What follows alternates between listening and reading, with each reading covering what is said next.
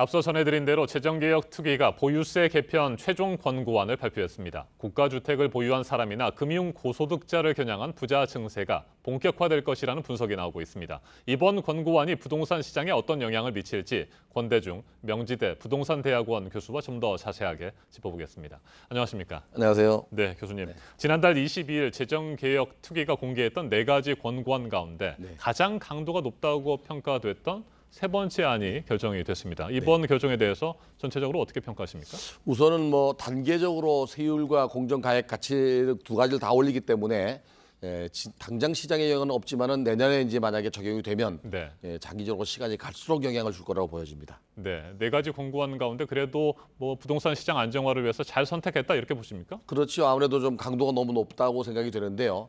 우선은 이제 부동산 시장을 바라보고 정책을 내놔야 되는데 시장이 지금 안정화되고 있고 또 지방 같은 경우는 이제 하향세를 가고 있는데 좀 강도가 높은 대책이 아닌가 하는 생각이 듭니다. 네, 보유세 산정과 관련해서 적용되는 핵심이 공정시장 가액 비율과 세율을 단계적으로 동시에 올린다는 것 아니겠습니까? 좀 더 설명해 주셔야 될 것 같습니다. 이 공정가액 비율이라고 하는 것은 이제 일반 시가 대비 그 세율을 매기는 금액을 말하거든요. 예를 들어 20억짜리 시가라면 한 14억 정도 매기거든요. 그것도 올리면서 세율도 올리는 겁니다. 그래서 이제 세율도 연간 5%씩, 지금 현재 80% 되어 있는 거를 5%씩 올리면 앞으로 4년 동안 100%가 돼버리죠. 그것도 단계적으로 올리고 세율도 또 올립니다. 세율도 올리기 때문에 시간이 경과할수록 점점 더 세금은 무거워질 수 있지요.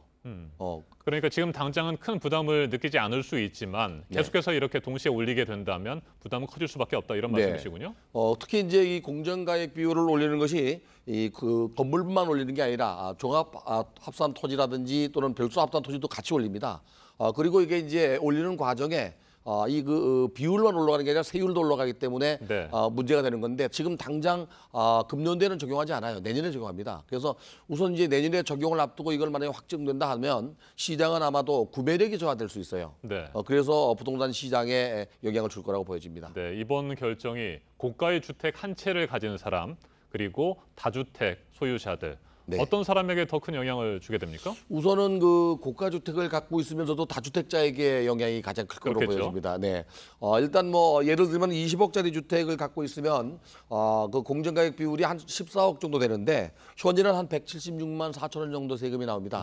이걸 만약에 내년에 5% 올리면 200만 8천 원 정도 나오기 때문에 약 한 13.8%가 올라갑니다.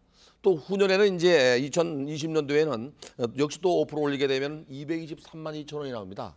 그럼 올라가는 상승률이 26.5%. 시간이 경과할수록 점점 높아지죠.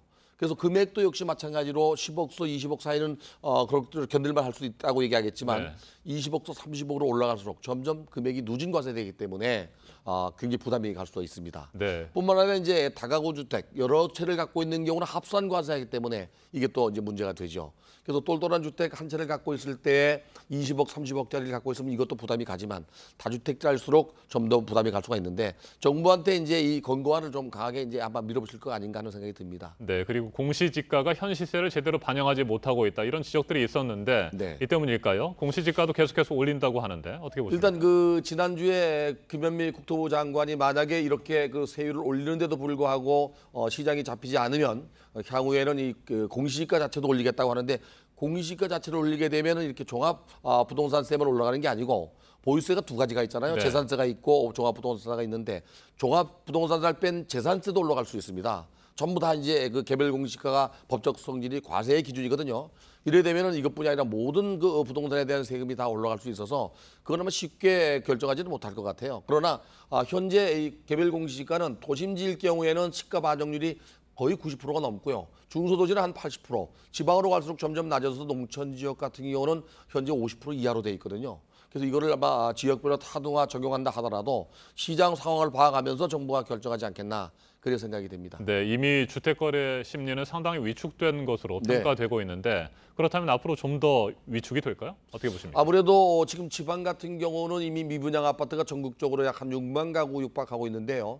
이 그 보유세 인상, 특히 종합부동산세를 만약에 인상하게 되면 시장은 좀 더 얼어붙지 않겠나. 그러나 이제 지난주에 그 한국감정원이 발표한 서울의 그 집가 동향을 보면 올랐습니다. 오히려 0.02%. 그 이유는 아마도 청량리 지역이나 영등포 지역의 개발 호재 때문에 오르는 거지 다른 지역은 강보합세를 유지하고 있어요.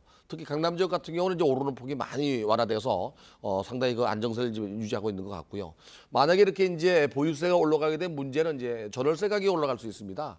이게 전가가 있기 때문에 조세 전가가 있어서 이제 그런 걸 정부가 아마 좀 선제적으로 대응해야 되지 않겠나 그런 생각이 듭니다. 네, 서울 강남 지역의 아파트값 평균 9억 원을 넘어섰다고 해요. 네. 자, 이 같은 추세라고 한다면 어떻습니까? 올 하반기에 뭐 상승이라든지 하락세는 어떻게 전망하세요?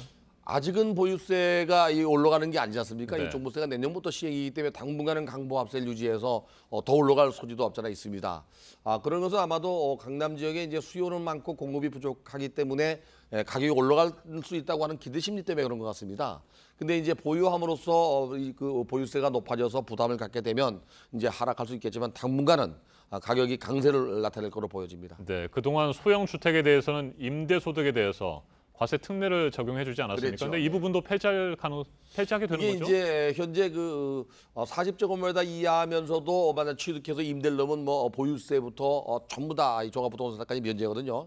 60제곱미터 이하일 경우에도 마찬가지였는데 지금 1인 가구와 2인 가구가 늘어나기 때문에 면적에 대한 계산을 다시 해야 되겠다. 네. 이렇게 권고한 것 같습니다. 그래서 이 임대소득세에 대해서 우리 현재는 2천만 원 이하는 비과세하고 있는데 이걸 1,000만 원으로 내리라고 권고한 것 같습니다. 이번에. 네, 재정투기가 이 같은 최종 권고안을 결정을 했고요. 네. 정부는 오늘 6일쯤 확정할 예정인 거죠? 그렇습니다. 그대로 결정이 될까요? 아마도 지금 그 권고안 정도는 아마 결정할 걸로 보여집니다. 네, 알겠습니다. 권대중 교수님 여기까지 듣겠습니다. 말씀 잘 들었습니다. 감사합니다.